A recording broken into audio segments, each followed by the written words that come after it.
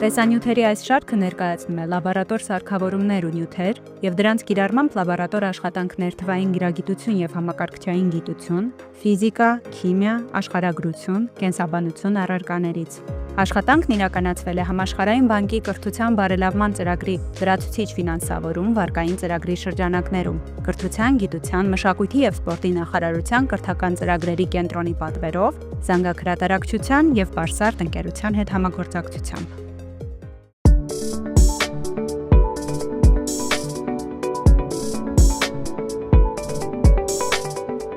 Ողջույն։ Այսօր մենք փորձնական ճանապարհով ցույց կտանք, որ ջուրը էլեկտրական հոսանքի ազդեցությամբ կարող է քայքայվել իր բաղադրիչների, ջրածնի և թթվածնի։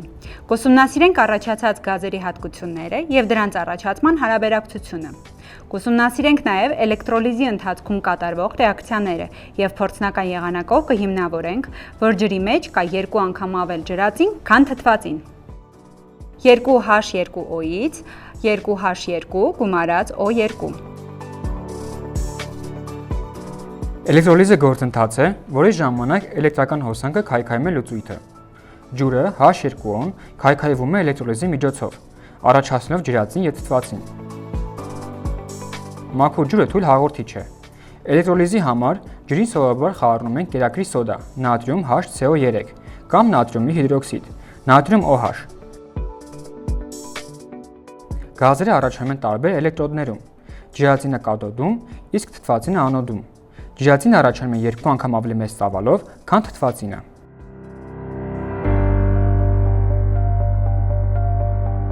Փորձն իրականացնելու համար մեզ անհրաժեշտ են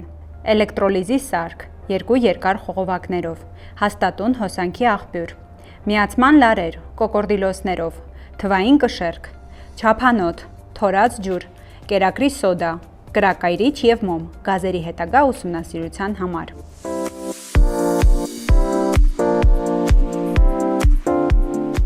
Փորձն իրականացնել լաբորատոր պայմաններում, հագնել խալաթ, ռետինե ձեռնոց և դնել ակնոց։ Էլեկտրական հոսանքի հետ աշխատելիս չդիպչել էլեկտրոդներին։ Կրակայիչով փորձ կատարելիս զգուշանալ, ջրածինը պայթուցիկ է։ Փորձից հետո անպայման լվանալ ձեռքերը և մաքրել սարքը։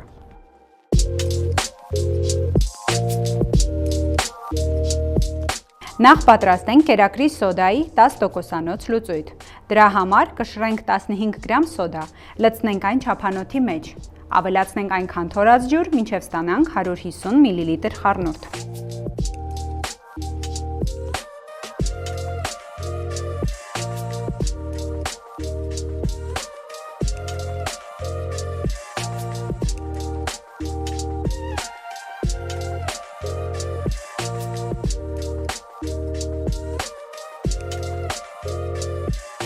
Բացենք խողովակների խցանները։ Լցնենք խառնուրդը սարքի մեջ այնքան, որ խողովակները ամբողջապես լցվեն առանց օդային պղպջակների։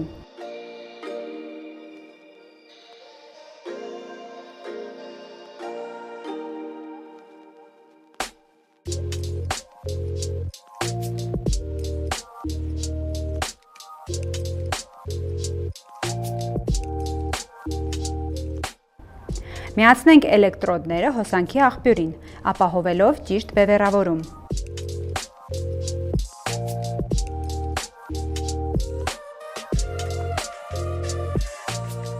Միացնենք հոսանքը և հետևենք պղպջակների առաջացմանը։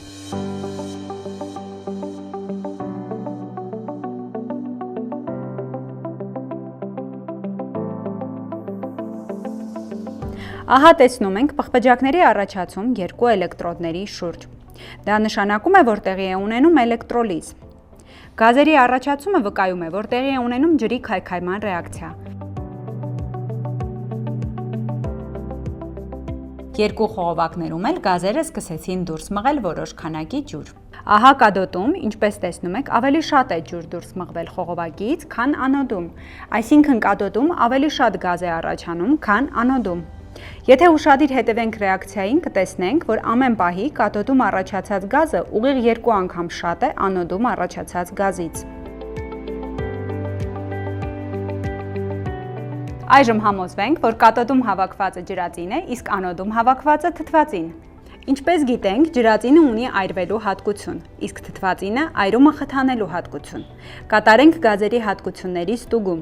Վառենք մոմը, բացենք կաթոդը և մոտեցնենք վառվող մոմը։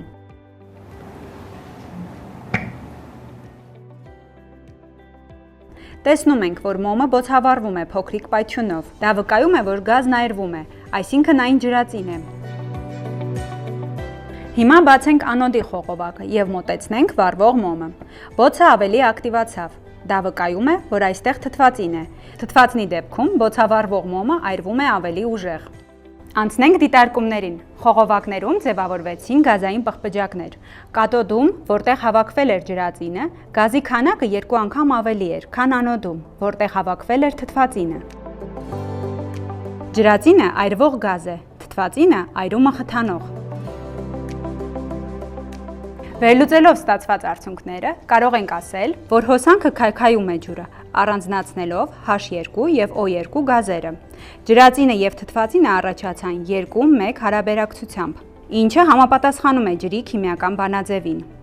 Սոդայի կիրառումը ապահովում է էլեկտրոլիզի ընթացքը, քանի որ մաքուր ջուրը թույլ հաղորդիչ է։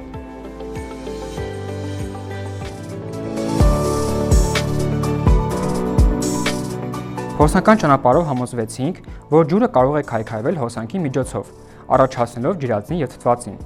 Ջրածինը այրվող գազ է, իսկ թթվածինը նպաստում է այրմանը։ Այս փորձը ապացուցում է ջրի բաղադրիչների հարաբերակցությունը։ H2 բաժանած O հավասար է 2-ը բաժանած 1-ի։ Շնորհակալություն, կհանդիպենք հաջորդ տեսանյութում։